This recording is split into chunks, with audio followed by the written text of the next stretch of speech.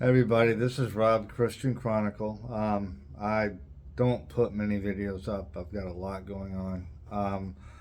And I used on another channel, I used to put up videos all the time. Um, I just felt like I had like a competing mentality or something, and I don't want a competing mentality. Oh, I'm sorry. And I don't have my mic because I forgot it in the car. The car isn't having an alignment, so I'll try and speak a little louder, which I don't normally have a problem doing. Plus, there's a lot of noise from the street because of very because of traffic. Um, I have a few things that I want to bring up, but not in this.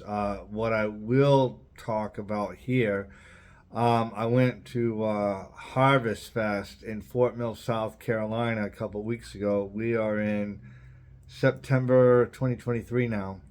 Um, I went through a lot to go there. Had to deal with some issues, and I made it like quite a few attempts, and then finally, like followed through and made things happen. Um, and I won't really go into that right now, but um, I had certain idea of what I was going to experience, and I thought I was going to meet the pastor and maybe talk to him for a few minutes about some experiences and stuff, stuff that pertained directly to that church, but that did not happen. um, he has Pastor Chris has, I guess you could say, he's become a celebrity pastor. Not saying that he thinks highly of himself or anything, but um, when it becomes that way, it's nearly impossible to, you know, when there's an event or anything like that, it's nearly impossible.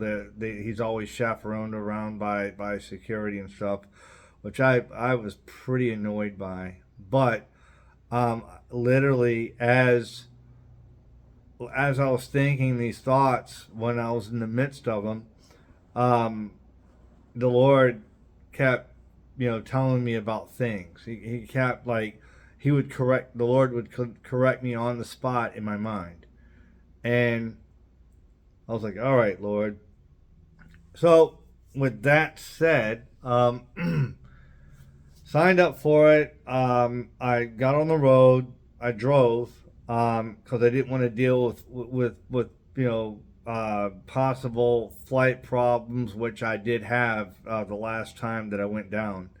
Um, Spirit Airline really they goofed bad and they costed me a lot of money, but so I drove, and by the time I got there, I was thoroughly exhausted. But when I did show up, I hit the front door exactly at 9:30. I drove there. I parked.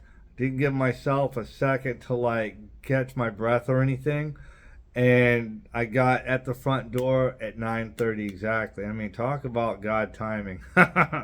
um, so, and I had been up since 5:30 the night before. No, 5:30 the morning before, and had 6 hours of sleep that night. So I was nearly in a daze. So going, didn't know what to expect or how anything, um, and they were starting a worship or they were starting something, and I was dressed in my road clothes. I wasn't dressed nicely or anything. I was dressed in my road clothes. And when you're exhausted and just kind of like amped up just to finally be someplace at that moment, you kind of don't really care.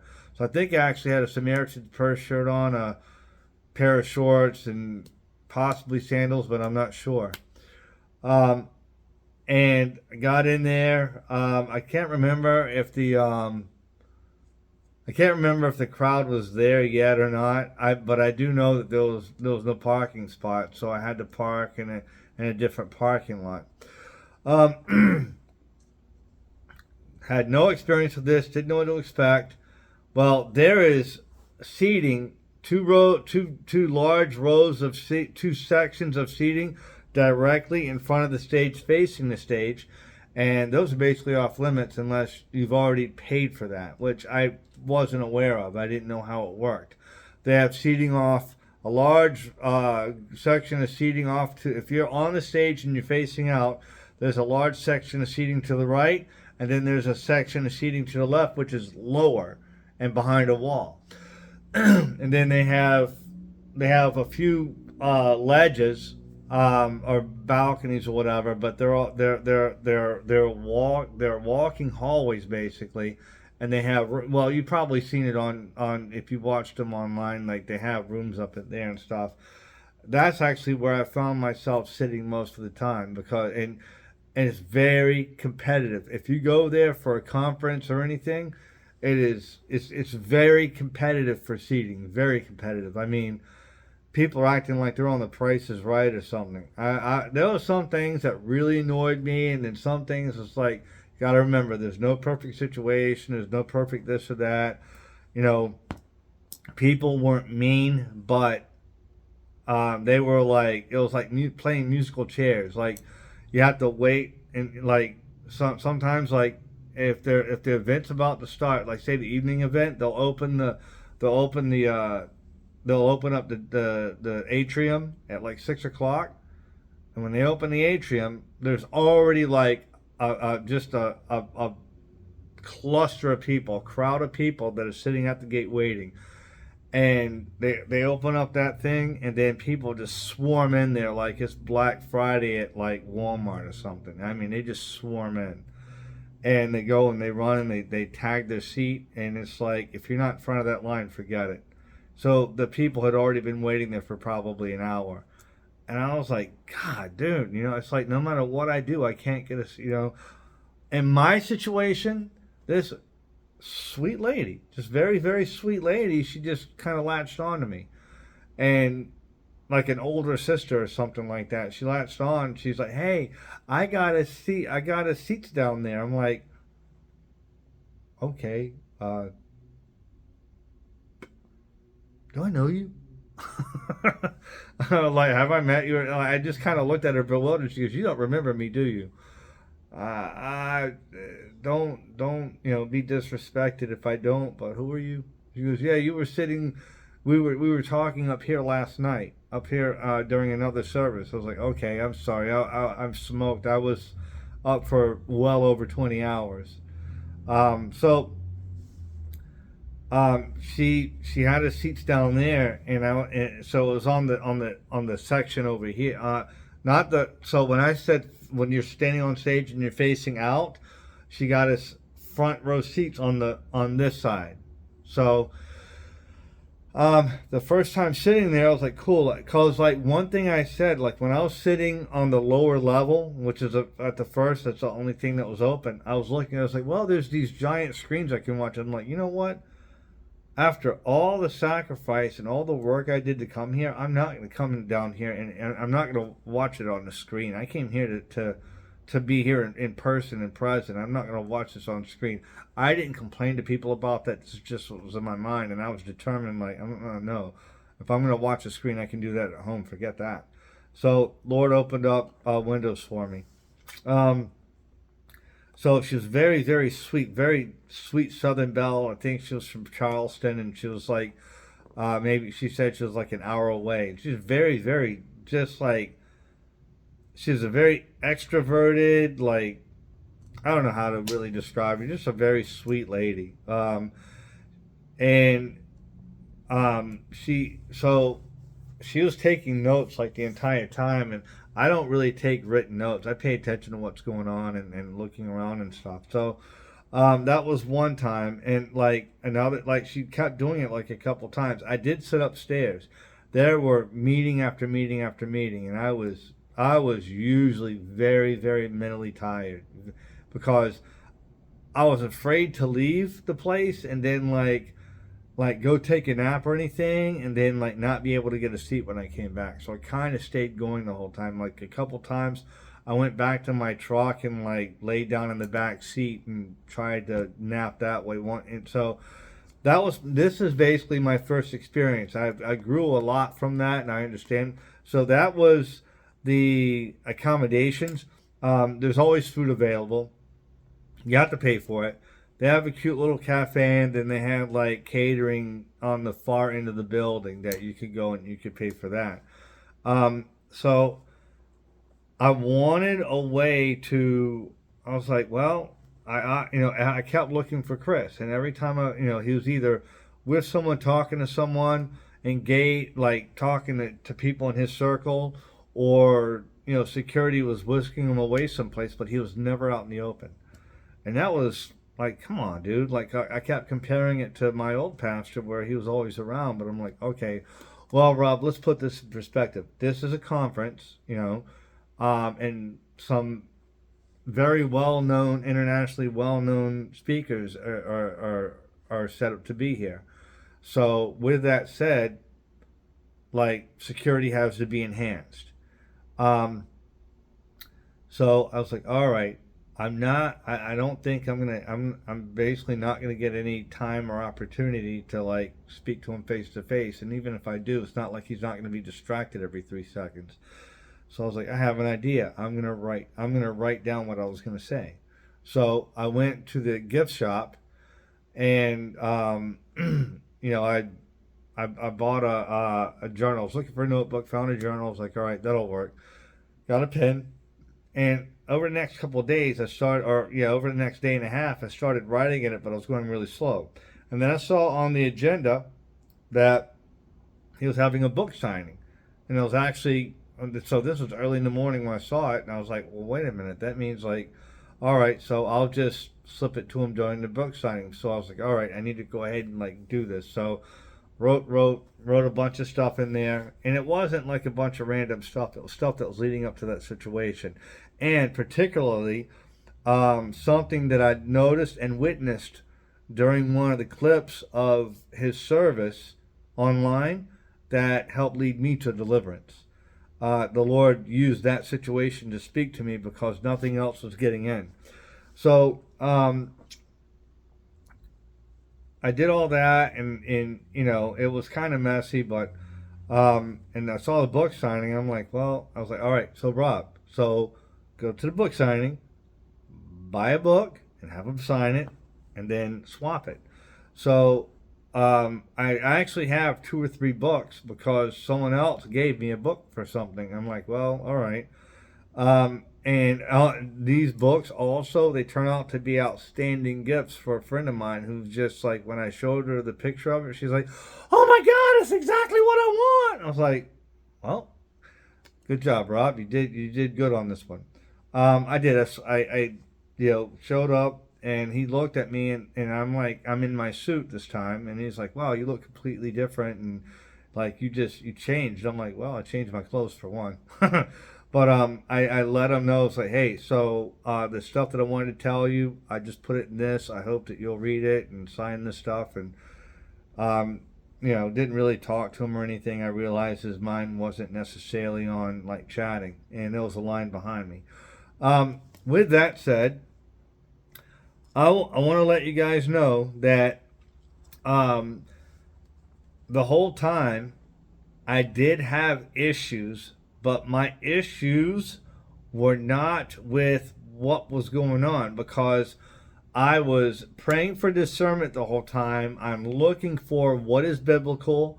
I'm looking for, much of it was me. Much of like, I wasn't in this awesome, cheery worship like mood. I wasn't. I wanted to be, but I wasn't.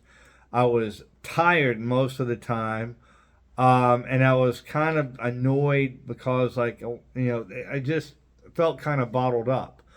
But the preaching, I don't want to say preaching. I want to say the teaching. The teaching from any of the speakers was fantastic. It was fantastic.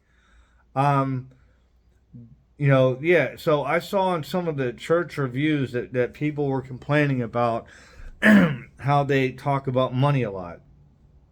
Okay, well, a lot of churches talk about money a lot.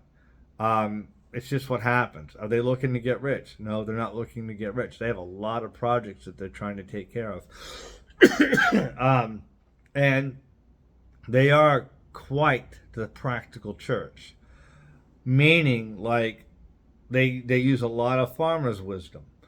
So I didn't know that because I didn't read a lot. I didn't read everything that was going into it. I had an idea that Misty Edwards was going to be there. Oh, I love Misty Edwards' art. I love her work. Oh, I love it. I adore it. I love her music is amazing because she donates her heart to worship. She donates her heart to the Lord. That's just she's the uncommon worship singer, and that's kind of a rough thing to say because all the worship singers should be that way, but they're not on her level. So I was thinking that she was going to be there. Turns out, no, you're thinking about the one in October. So I saw some advertisements, at least one advertisement that was kind of mismanaged. Which, I won't call it false advertising. I'll just say that digitally it was kind of mismanaged because they were doing ad after ad after ad. So anyway, so the worship was still, fantastic because they were the music that they were singing was to gravitate to the Lord. It was 100% to gravitate to the Lord, not give me, give me, give me. And I know that the church, based on what they were saying, the church was working to forge relationships with other very well-known churches. I saw, gosh, what's his name? Bill Johnson. I didn't get a chance to speak with him, but I kind of didn't really have anything to say to him, But I did see him. At one point, he was about 1.5 feet from me. I'm just looking up, and he's kind of passing by with the chaperones. Someone comes up to him, and then the security jumps in there and says, oh, sorry, he's got to go to a meeting. I'm like, oh, yeah, another meeting. Meeting, and not like, how about some face-to-face? That was in my mind. I didn't actually say anything. I just sat there kind of quiet. So there was a couple things that were very annoying, and I found kind of disgusting, but it's there's a give and take. There's a give and take with every situation. It's long, like I did make that video about the Ankit guy. It's a total scammer. This situation, that it was not.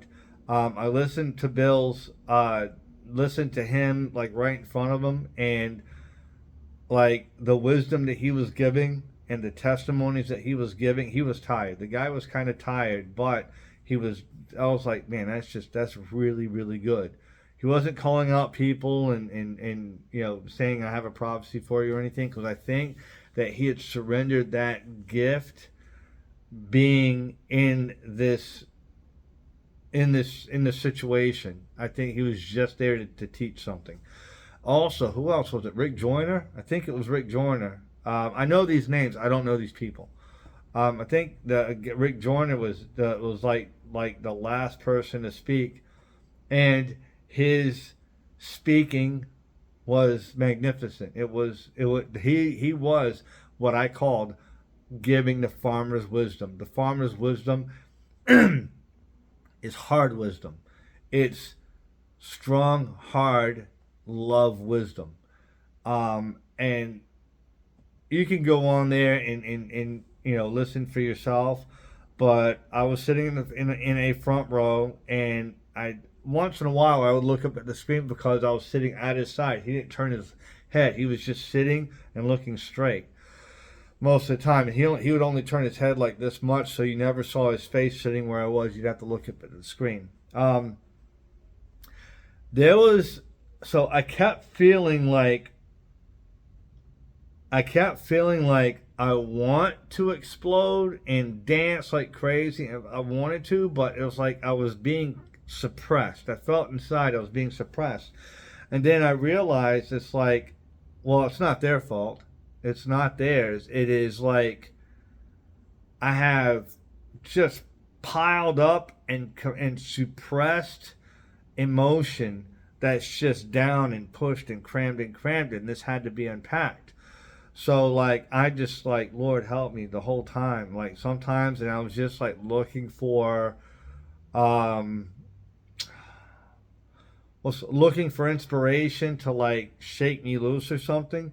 And then it's like the Lord was like, I felt the Lord like, you've got to give it up. Like you've like, and he was using the speakers to say this, like, hey, like, dance hard, dance hard. Like, look at King David. Look at this guy over here. This guy's dancing his brains out. Invited him up on stage because there's a lot of people who were just standing in place, and some people were praying, some people had their hands up, but they're like, "This is a celebration, people! Like, here we are celebrating the Lord." And I kept every time like I was looking up and just trying to like get with it. I also felt the Lord's like, "Look here, look at what you did to get here. Like, look at what you've been through. Here you are. You're in like a 2 or 3 day thing. Like, make use of it." Like, come on, like, get out, like, break out of this barrier that you're in. As you know, like, when you go someplace and you're just not feeling it, you're just not feeling it, well, that's how I felt. And the Lord's like, well, you better start feeling it. Like, come on. And I kept begging God to, like, help me this, I want to hear this, I want to hear from you. So it came to a point where I just started making myself jump up and down. I started making myself like hoop a little bit and like, maybe clap my hands, do something, not just standing there, and trying to feel the essence. He's like, break out, break out. So some of these people that I saw in comments, calling them a cult, calling them this and that, it's like, no, it's not. It's not. Different churches. I'm sorry, this is going to be a long one. I didn't expect it to be, but there's a lot to relate about this, and I'm not going in chronological order. I'm just trying to pick at topics as they come to mind that I had already kind of mentally rehearsed. So there were a few times that when Chris is on stage that he's calling certain people out and for prophecies like he does.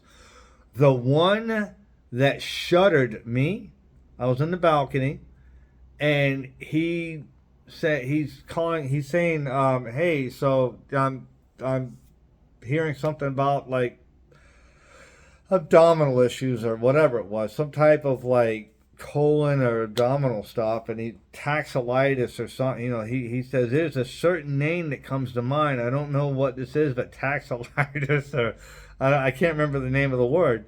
And there was like two or three people that had their hands doing like this. Like one person just put their hand up, but this lady was shaking like, oh yeah, that's me. So he's praying on him, and he says, and I don't remember exactly, but I know there was a point. He says, this guy over here in the back, sitting in the back row, you stand up. And so he asked this guy about himself, and the guy's like, paraphrased, the guy's like, yeah, I've basically been through hell because of my situation. I actually gained a lot of extra weight. The guy wasn't fat. He looked like a husky, muscular guy that had gained fat on top of it. And, for whatever reason, maybe training for MMA, heavyweight fight or something, I don't know. But that's what he looked like. So he said this, and this. He says, okay, look, the Lord's going to heal you of this. He's going to take care of this and that because he wants to. He's going to use you to do bigger and better evangelical things. Basically, is what he was saying. I'm like, that's cool. And then Chris stops and he goes, and he spits out 3 female names. He just blah blah blah, and I'm thinking in my mind, I was like, I bet that's his kids or something. The guy, at a couple different times, as Chris was talking to him, he was kind of like tearing up a little bit and shaking a little bit because it was blowing him away. And you can, when you're in person and you're looking at people, you can tell if they're faking or not. And this guy was kind of just like, because he's not a reactionary type of guy. This is the kind of guy, he's like, very mild mannered. He's kind of on the quiet side, and he's an observant person, but doesn't necessarily like talk a great deal. He doesn't instigate conversation. That's the type of guy this guy is. And there was sometimes he was reacting like he didn't know whether to laugh or cry. So he was kind of doing both, like, oh, is this really happening? So as he's talking, as Chris is saying this stuff to him, he starts opening up. Like, oh, whoa, you know. And then when he says these girls' names, the guy nearly convulses. He goes, sir, who is this? He goes, that's my wife and my daughters. Ha! Ha! And he goes, okay, sir. He goes, and they're here or something. I don't remember everything. I just know, like, I was looking at Chris and I was looking at him because I'm looking for reality check. I'm looking for truth. Like, is this real? You can tell if you're in front of people. You can tell if something's staged and made up or not, and it wasn't. The guy was like, he was just shaking, and he was like, he was like, he was freaking out, but he composed himself, and he's like, I receive it. And, he's basically, and people were like, whoa, and he called on someone else too. He did call on a couple people, and he spoke to. There was a small group of people that were there from Indiana, maybe from his hometown, but they were from Indiana, and he spoke to them at length. And there was a time there was eight or nine different meetings over a few days, so I don't remember which one was what. It was probably the first day, maybe even possibly the beginning of the second day. I don't remember. He's like, if you want baptism of the, he's talking about baptism of the Holy Spirit or baptism of fire to like get the tongues, which I just know that the Bible said that Apostle Paul says not everyone's going to have the same gifts. Not everyone's going to always have this or that gift. Some people have this, some people that. It's not always the same. He says so. He goes, and I do. If you're going to pray for any gift, I'd rather you have prophecy so you can edify men, as tongues only edifies yourself, or your spirit self rather. So I remember that, and I'll never ever forget it. So he's like, if you want, this, he goes, as a matter of fact, if you want this, come on down. Let's, pray over this. So, and I was debating it in my mind. I was like, well, I remember I've already gone through these prayers. Rob, you're here. It's like my mind, my mouth just said, Rob, you're here. You're here. Just go. Who cares? Just turn your brain off and just go down there.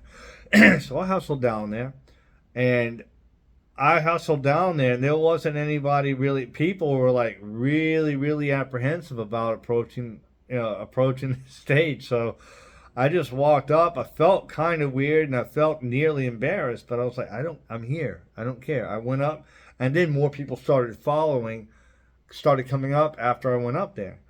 So I went up there, and I was on the floor, and I knelt. And that's what I normally do. Is I knelt, I put my head down, and I was just kind of like just trying to get into it. And he says, you've been praying for this for a long time. You've been praying for this many times. He goes, sir, and I looked up, and he's knelt down, and his face is right in my face. He goes, you've been doing this for a long time. You've been trying for years, for many, many times. And he said, so I was like, and I teared up a little bit. I was like, yeah, he got that. Like, I'd never talked to him. Like I said, I'd never talked to him before. I couldn't get a word in. So, and then he said, so you just got to try this, this, and this. And he puts his hand on my head. He's praying over me. And I'm just really trying to surrender inside.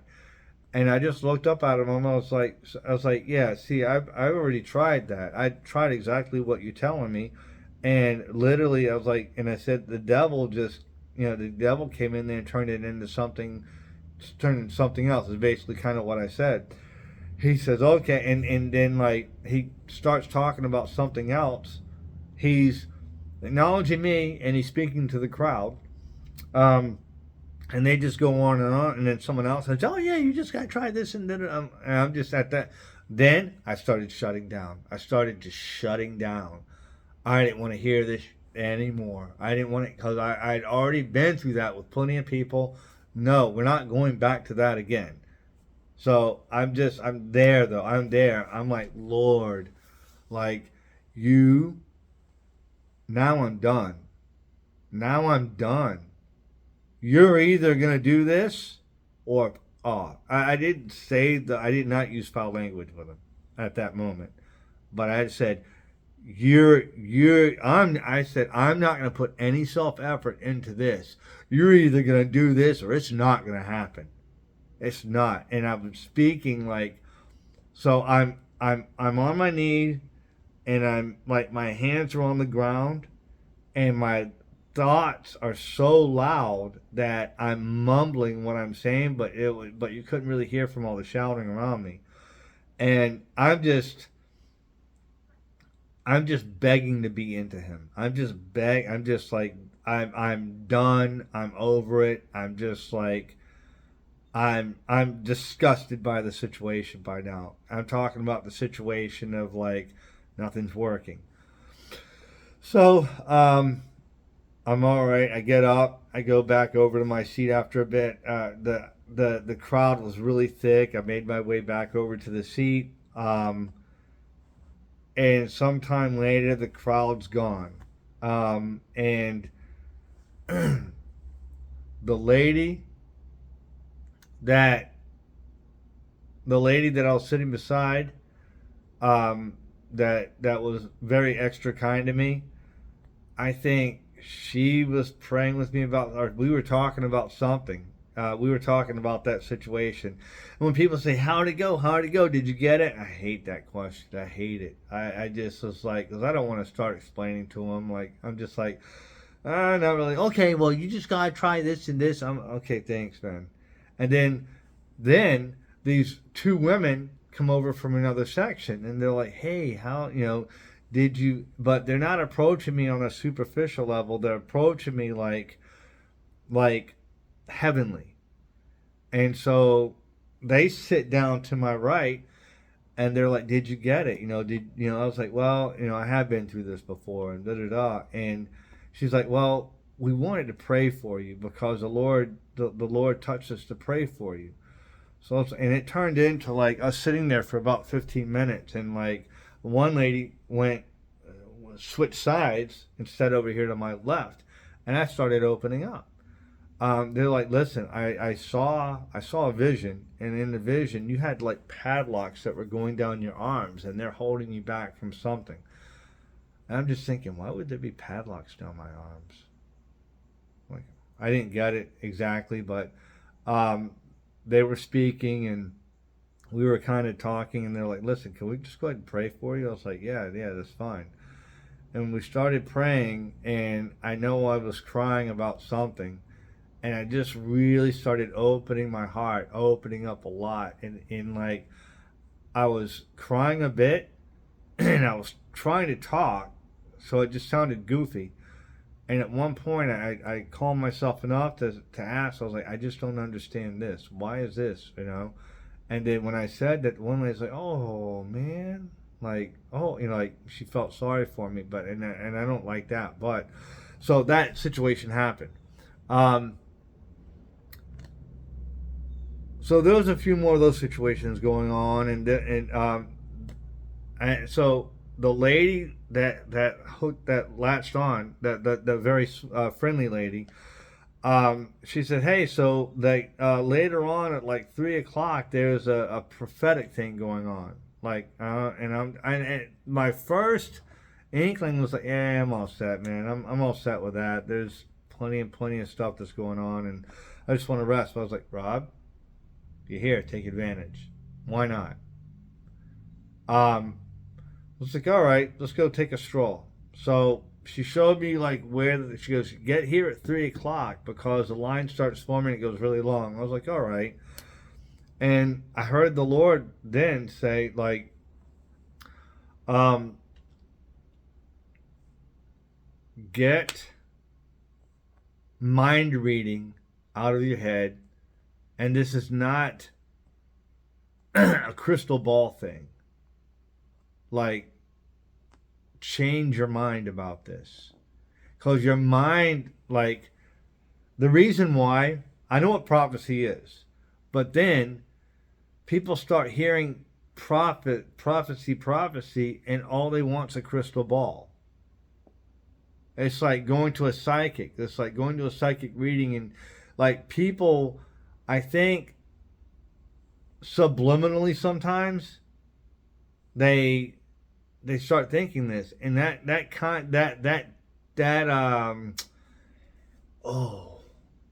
tendency started in my mind without me realizing it. And the Lord's like, this is no, turn that off of your mind. Like, get real, you know.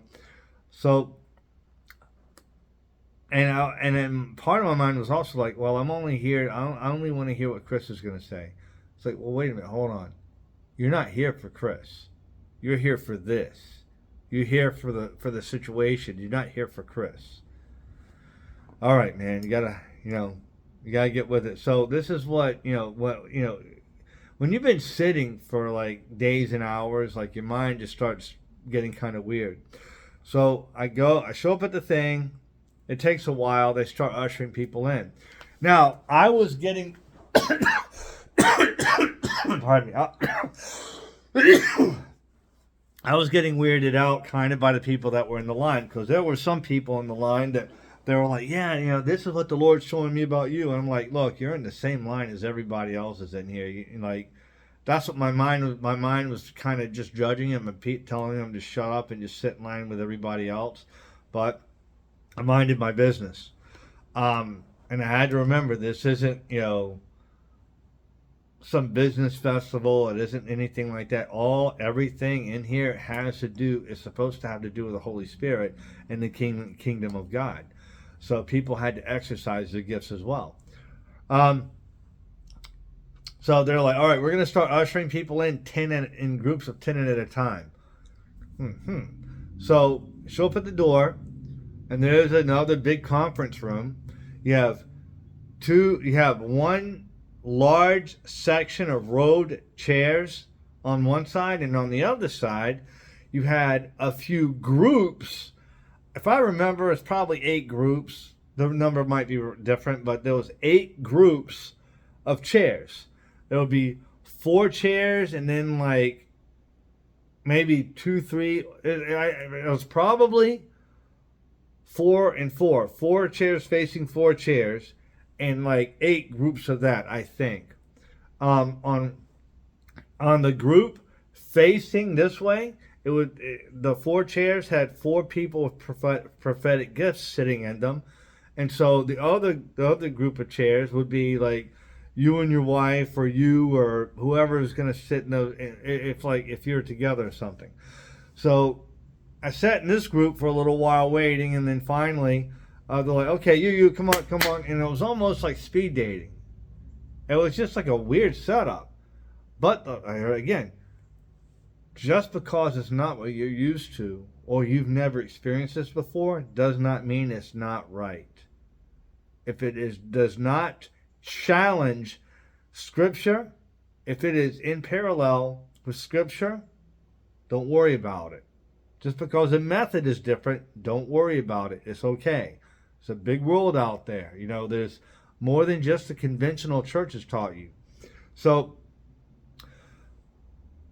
I go, and so they're like, okay, you're next. So and the guy's like, okay, come on. I was like, all right, dude, calm down. Just I'll be there. Like, calm down. So it was kind of loud. It wasn't loud, but it was because you had all these different groups, and they're all having all different conversations.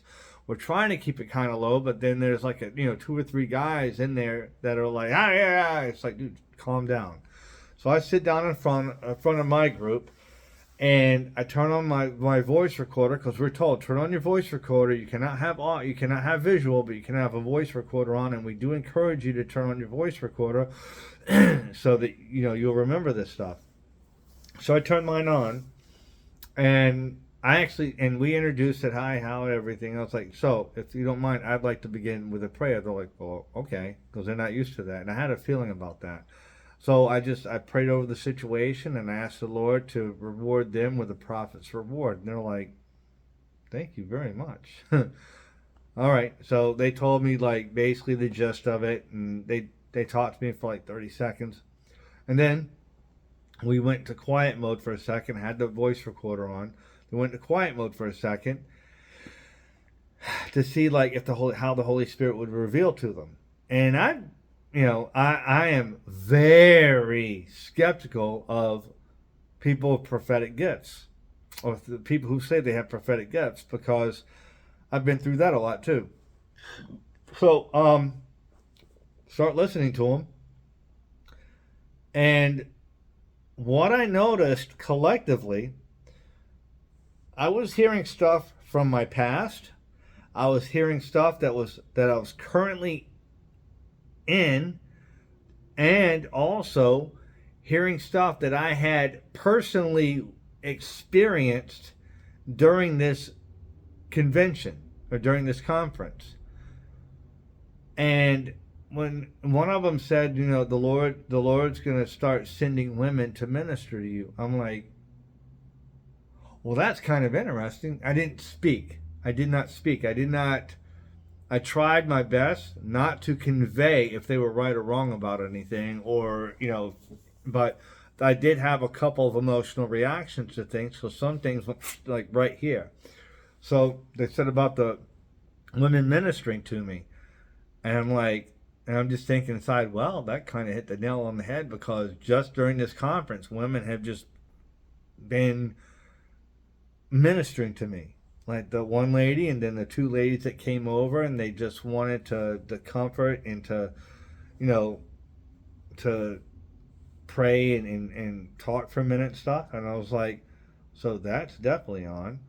And one of them mentioned something about a father figure. And when they said about the father figure, that's when I had a strong emotional reaction. I kept it quiet, but I started like shuddering a bit and crying a little bit because of my late father. So ultimately, everything that they were telling me was like, it felt dead on. And I was like, all right, Lord, all right, And one of them, she said, the Lord's is gonna use you to break the mold. I'm like, oh. I broke the mold and disrespected it long ago. Like toward the end, I just said, "Oh, the mold's been gone, dude. That's been gone." But I've been resonating on this stuff. So I didn't end up. I got one meeting with him, and that was just. Oh, and one time I was sitting in the lower seats, and Chris was passing by on stage, and he just looked down, and I'm on the phone at the moment. The only time that I had my headphones on, and I'm on the phone. And I'm talking, and it was a very important business conversation, and he's passing by. He goes, Sir, are you okay? Are you okay, sir? And I'm like, oh, now. So he goes, are you okay, sir? I was like, yeah. I was like, hey, but I want to talk to you. Some. He goes, okay, yeah, we'll do that. And he keeps going, right? And then I put the headphones.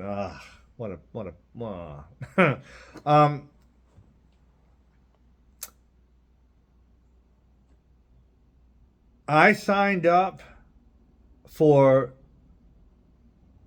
While I was there, I signed up for the prophecy thing. I can't remember the name of it, which is happening in October. And just to, I wasn't even sure if I could do it or if I exactly would want to or not. I was like, I'm signing up for the one in December too, because he opened up the one in December. And that one showed premium registry. So I found out that if you want to sit in the seats, and if you don't want to have to compete for seating, if you want to sit in the seats that are right in front of the stage, then you have to get the premium. And the premium one is like 110 or something like that. So that's basically $80 plus like $30. But there's only a certain amount of seats, and they usually go kind of quick. So that's why I never saw anything about that on the other registration. So when I signed up for the one at the end, I can't remember the name of Vision. Yeah, it's called Visions. When I signed up for the one at the end, it showed premium. I'm like, I don't know if I can afford this, but I'm hitting it. So I got signed up for that. There's no perfect church, people, but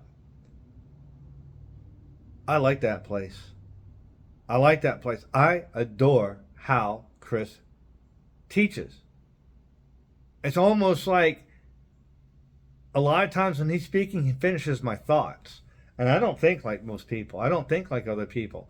I'll be complaining about something in my mind, and the next thing you know, he's speaking about that exactly. I'm like, of course. I wish he was still kind of the small town guy, the way you could, and maybe just in his normal like church environment, he probably is. Like when there's a big, when there's a big event going on, he has to be ushered away by security. But I'd like to talk to him.